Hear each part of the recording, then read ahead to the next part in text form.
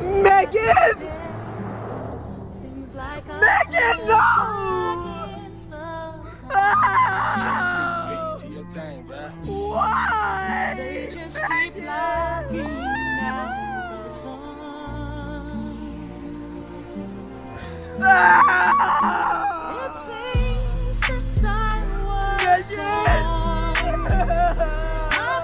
We did life together.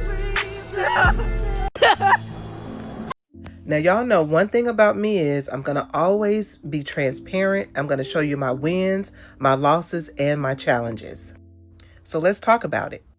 Not that long ago, I was behind on my car loan, and I'm talking 96 days behind, and I owed them $2,220. Notice the time on the screen? It says 5:40 a.m. That means I was not resting. I was up worrying about money. Financial stress will rob you of your peace.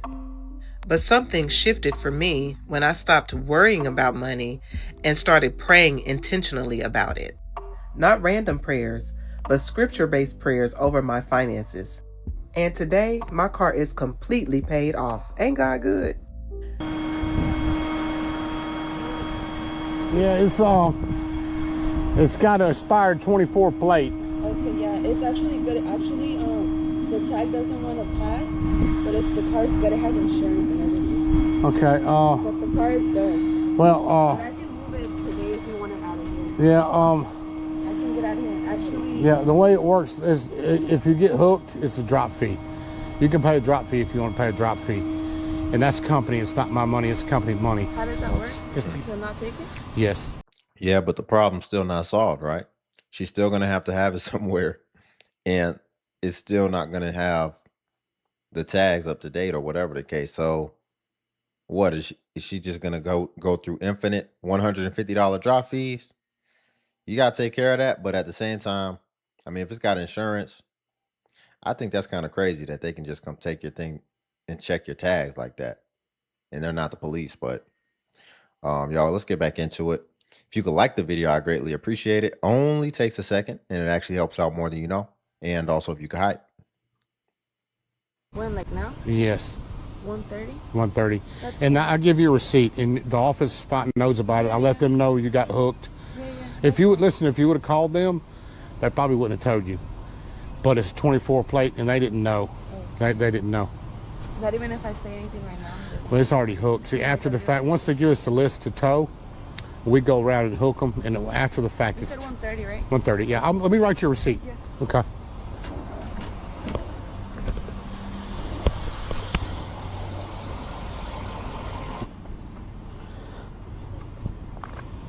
Yeah, the car has insurance. It runs. It just doesn't pass emissions, so that's the issue. Yeah, I got you. Hey, it's a nice car. I had the video around the car because we do damage checks.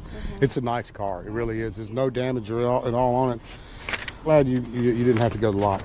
And I'm gonna unhook it, and I'll let them know what the situation is. Yeah, and hey, if you get a sticker, just call up there because they're really nice. They're not trying to tow everybody. If they know whose car it is, they'll give you an extension. They had several extended. Well, thank you very much. Yep. Have a good one. Thank you.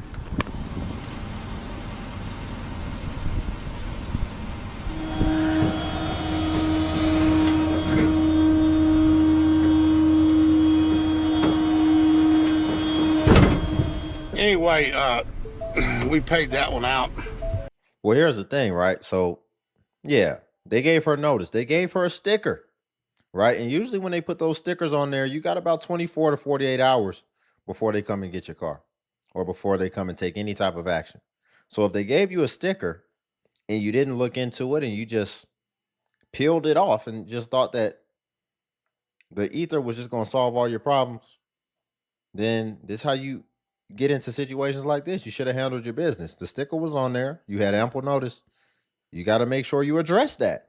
A lot of people out here just pretending like things ain't happening and not addressing things. And then they end up in situations and they pay what I like to call a stupid tax.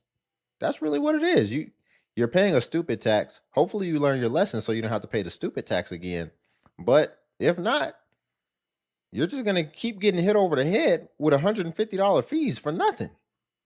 I don't know why people want to get into a Mercedes and BMW and you're late a year on your payments. So the credit we pulled was a 515, but it says you had a recent repossession. Can you tell me what happened there? I'm not sure what that is. A repossession is essentially when you had a loan with a previous car and the bank picked up the vehicle because you didn't make the payments or, you know, something happened with that. I'm not sure because I took out a loan on the car that I had. Maybe that's what it is, but they said I had till Friday to pay. Did you finance a car before that one? Yeah, I financed the one before, but What happened with that one? I'm late on that payment, but it needs an engine. It's inoperable. I got you. How late are you on that car? A month and a half. My note is 190 something. So I'm like 400 or 3 something behind. Okay, hold on 1 second, because what I'm seeing is it's longer than that. It's in repossession status. Even if the car is inoperable, if you have a loan or a lien on it from a bank.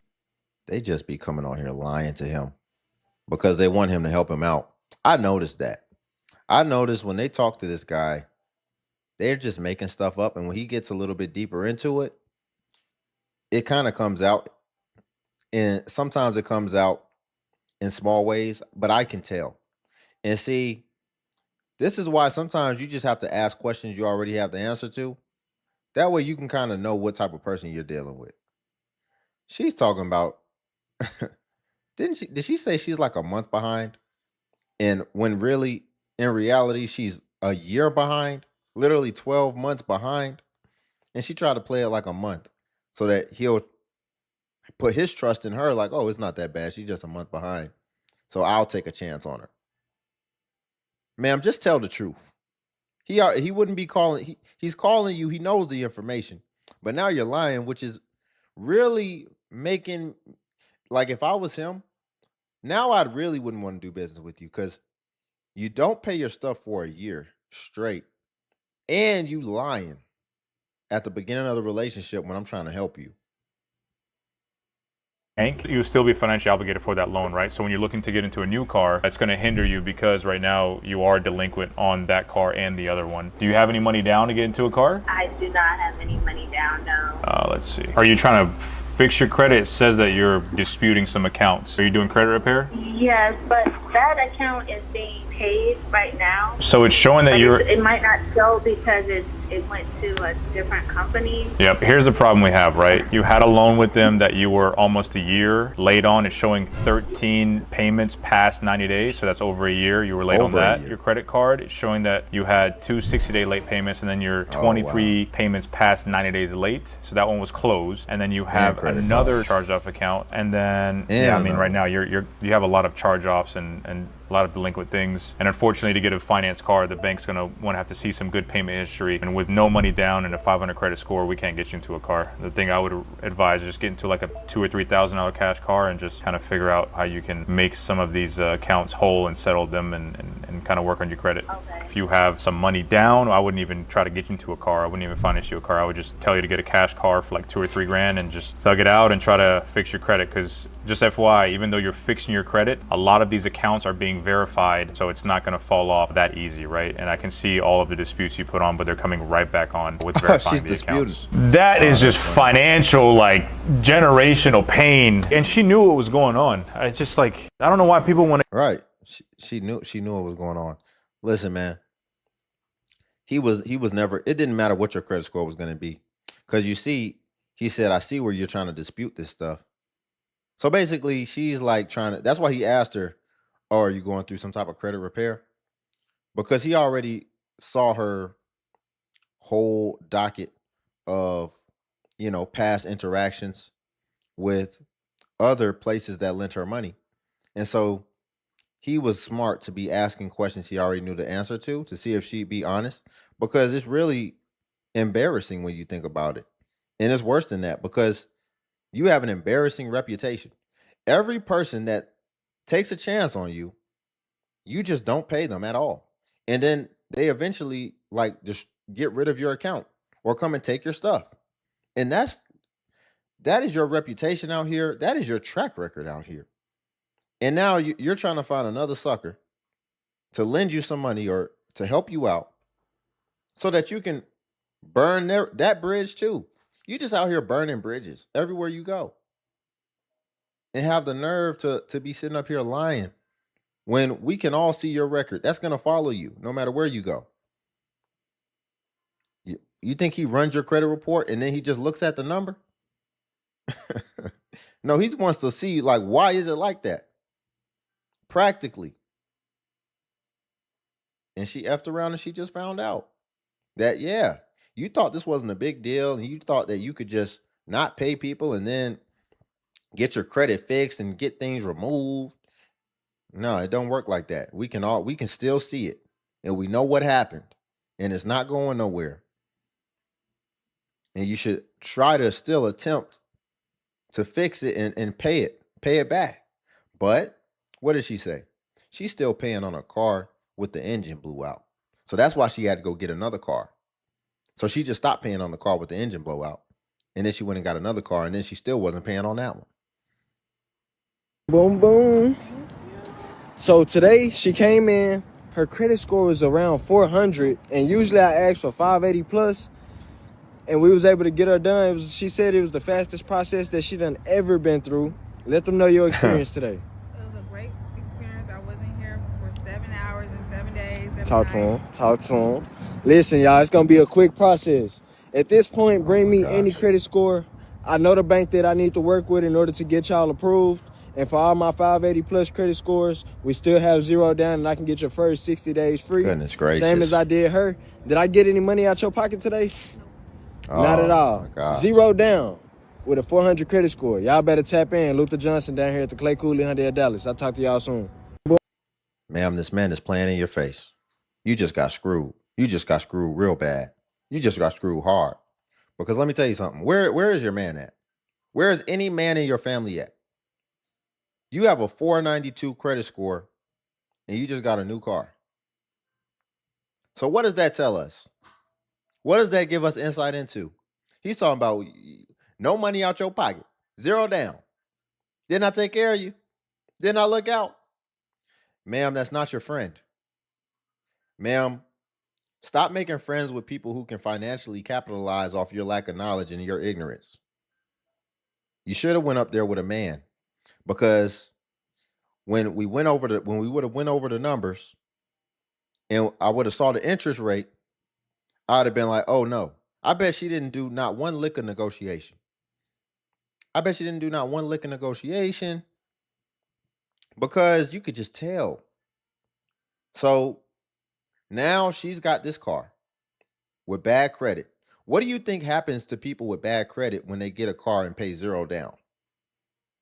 They have crazy interest rate and they front load the interest, by the way. So you're going to be paying nothing but interest for a long time, which is just imaginary money. And for however much this car is, let's say it's $30,000 with a 492 credit score. By the time you get done paying for that $30,000 car, you're probably going to pay $200,000. So this guy's acting like he just took care of you. No, he just really got over on you. And you don't even have no idea. She's probably going to eventually have an engine blowout too. For however long she done financed the car for for like 15 years, like a 15-year mortgage. Hey girl, I heard you was out here shopping for cars you can't afford. Yeah, I heard your car payment is about to be $5,000 because you don't know what you're doing. Yeah, this one's for you. Welcome to Financially Literate Baddie. Today we are talking car buying because I don't know what it is with y'all, but y'all cannot keep using this excuse, oh, I'm just the girl when it comes to buying your car. You need to know what you're doing because this is the biggest financial decision you're gonna make outside of buying a house. The first thing you need to be thinking about before you even imagine a car is how much car can you afford, girl? And when we talk about affordability when it comes to cars, I'm going to be honest, in 2026, I think the biggest financial decision is your student loans. And then maybe this. we're not just talking about your monthly payment. We're also talking about interest rates. We're talking about term lengths, insurance, and maintenance costs, girl. Some of y'all are really riding around in $700 a month Toyota Camrys, and it's upsetting me and my homegirls, okay? In my humble opinion, your car payment should not be any more than $400. Like, Any more than $400, maybe $5 max if you do 0 down and you had a really good interest rate or something. But baby, anything above that, you are overpaying for a car. And the mentality of, oh, I can afford it is taking money out of your pocket. You didn't do it the right way, girl. I really want you to think of your car expenses in terms of what you can manage in the case of an emergency. What can be covered by your emergency fund should something happen with your income stream or your job. You feel me? Like your car payment, your insurance, gas, and regular maintenance should be manageable for you. And I know that's a big ask for a lot of the girls because a lot of girls aren't making a lot of money. But if you are not making a lot of money, it is even more pertinent that you not go dig yourself into a financial hole with a vehicle. Like, it's probably one of the most difficult things to get through because car rates are high as hell already and they're difficult to get out of. And when you have a car that's costing you so much monthly, it can really feel like a burden, girl. And a lot of girls fall behind on their payments or they can't pay for whatever reason and they get their cars repoed. And if you saw my series on the credit, girl, getting your car repossessed is going to wreck your freaking credit. A lot of times it can wreck your life, girl, because now you ain't got no vehicle. And I know you want the pretties, girl. I know you want the nice stuff like the sunroof and the push to start and the heated seats. I know. But you do not need to financially cripple yourself or put yourself into more debt than you need to, all because you want that car. There are ways to do this that are more efficient and more financially savvy. So don't worry, I'm going to help you out. In the next video, I'm going to talk about why you should buy a used car over a new car and how that will impact you financially. I'm also going to talk about the car buying process and how to finance your. Okay, I like the idea of buying the new car over the used car. I'm glad she gave me something because I want to go into this with good faith and I don't want to discredit her. You know, I think she's probably doing good stuff, but I do want to make a correction. And I'm always open to correction as well. But no, it doesn't just go off the monthly payment. And that is the determinant of whether or not you made a good financial purchase of buying a car, buying a home, buying anything.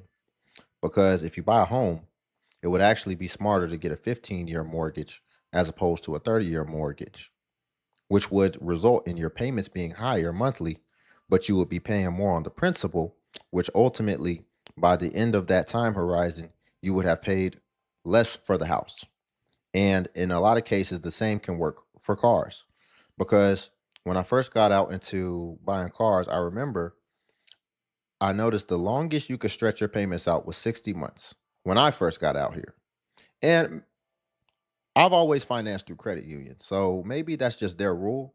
But I noticed it was 60 months. And I remember thinking to myself, I wonder if it used to be less than this, because I thought 60 months was great.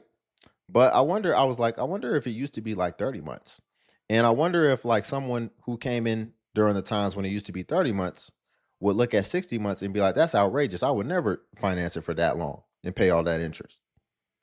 Because I say that to say now, when I've seen what you can finance cars for, I noticed you can finance a car out for like 15, 20 years now. Keep in mind, 60 months is 5 years. 15, 20 years, how long is that to finance a car? Guess what would happen if you did that? Finance the car for 15 years. You would have extremely low payments because you stretch out the amount of time where you're paying on the car. But what also is going to happen? They're allowing you to stretch it out because they're charging you more interest. And the more interest over a long time span, what ends up happening is over the course of time, you pay more for the car than what the car is even worth. And what do? Like I said earlier, they front load the interest. So you're paying the interest first. They make sure they get that imaginary money first. Then you can start knocking off some of the principal. So in totality, I bring that up just to say, don't just be stretching your payments out over years. The car is going to be trash in 10 years and you financed it out 15 years. And so you still got another 5 years to pay, and now you're finally paying into the principal. That would be a bad financial decision. So don't just look at the monthly payments. Really look at things on a longer time horizon, have more longevity with your thought process. When you're looking at things, look at the entire view, get a bird's eye view of the situation. Don't just look at it from the granular level where you're just saying, "Oh, it's going to be cheap now." Because if it's going to be cheap now, that means it's going to be expensive long term. So I just wanted to make that. I just wanted to distinguish that and make that distinction, so that people don't just take that and run with it and end up making a horrible long term decision. Man, it's your life, but I never understood why people get cars they can't afford. Like, you be paying $700, $800 a month, including insurance. Like, bro, I don't get it. And then most people don't even have a place to stay. I don't get it. Like, why get a car you can't afford, bro? I guess, like I said, it's your life, though. The real viable alternatives to a car. Before we get into it, the caption says this is a 5-minute stream of consciousness. I don't think we're going to be watching it for 5 minutes. Breakdown because my car is having real issues again, and I'm reaching my absolute limit with it. That isn't public transport. Like, is it realistic to only have a golf cart in Florida in 2025, 2026? My car just broke down in the Trader Joe's parking lot, and I had to leave it there and hope that it doesn't get towed overnight. And I've just had so much car trouble over the last forever, ever since I've been driving, that I genuinely don't want a car anymore. I'm so fucking tired of it. I don't understand anything about the mechanics of a car. I know that's my own fault for not learning, and my dad wanted me to learn so bad, but I just genuinely do not give a fuck about the mechanics and the inner workings of a car. I'm not an engineer. I don't give a fuck. But when you only own old cars, like, I don't like new cars. I don't like how they feel. I don't like how they drive. I don't like all the technology. I like having a car from the 90s and early 2000s before they put screens and shit.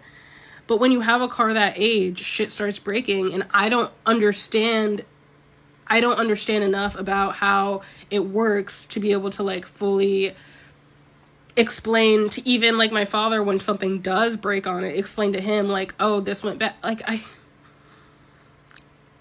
I am an independent girly. See? Who has to be dependent on others on this one fucking thing, and I hate it so bad, and it's the one fucking thing that is always breaking in my life. I am having a mental breakdown. This is just stream of consciousness thoughts coming out of my mouth, because I just had to call my coworker to come pick me up out of the Trader Joe's parking lot. A coworker. And her fiance is gonna try to drive it back to me tomorrow because it didn't break down. The belt fell off. You want to be independent, but you got to rely on somebody else's husband to come solve your problems. Ma'am, she's talking about, I'm not a mechanic girly. No, in mass, no woman really is. In general. Yeah, that's the benefit of a man. See, your coworker doesn't have to worry about that type of stuff. But if that's how you want to be, if you want to be independent, then yeah, you're going to have to learn about things that you probably don't have a natural affinity to even like. Because that's what you choose. I don't know how shit works. It lost power steering. That's all. I don't know. That's what my dad told me. Lost power steering. So in order to drive it, 1, it's gonna be hard to drive. 2, you can't have any power on, so you can't have the radio, can't have the lights on, can't have the AC on. And he doesn't trust me to drive it, but he'll trust a man. So hopefully my coworker's fiance can get it to me. And this is like the 35th thing to break on that car, so of course my dad doesn't want to take it to the shop because they're going to charge an arm and a leg, and if I take that bitch in there, they're going to look at me and be like, she doesn't know shit. Let's charge her double, triple, quadruple. So my dad is literally driving from Michigan to Florida to come fix my car. And he's retired, and like... You trying to be independent. Look at all these people you inconveniencing. You done had to get... I would argue a coworker is like, you're really pushing it. Having me do all this, I'm just your coworker. Like, we're just peers. And then you got my husband having to stop what he's doing. And now your dad has to drive all the way across the waters, the states, to come and solve this problem. Listen, let me make a correction. You don't have to have a man and still be able to take care of issues, but then you have to have some money at least, because then you just have to pay for things to get fixed that you will probably get charged again a stupid tax because you don't know what you're doing. So they know you don't know what you're doing, so they're going to charge you a little bit more, sprinkle a little bit more on top. And then, if you can just pay it and just say, I just want it fixed, cool. But it sounds like you don't probably have your finances in order. And then you're not even being resourceful and taking advantage of us living in the information age to understand what's going on with your car. And, you don't want to learn about things you're not interested in. Well, that's part of being an adult, because problems come up. And if you want to be on an island by yourself and be a hermit, then you're going to have to be all encompassing, and you're going to have to be able to be good at a lot of different things, because you don't want to really have to rely on people. And you also still don't want to really just pay how you weigh. We're going to leave it there for today. Y'all, if you could like the video, I greatly appreciate it. Only takes a second, and it actually helps out more than you know. And also, if you could hype the video. Hype is a new feature that YouTube offers where it helps smaller content creators like myself. And basically, when you hype, it actually pushes us to the extent that it pushes the larger content creators. And it was designed for smaller content creators. So you just press the hype button and it shows the points. And since I am a smaller channel, we get more points per hype, and your hypes actually go further when you support us. So, and again, Patreon's linked below as well if you want to see self-improvement content. But until then, I'll catch you in the next video.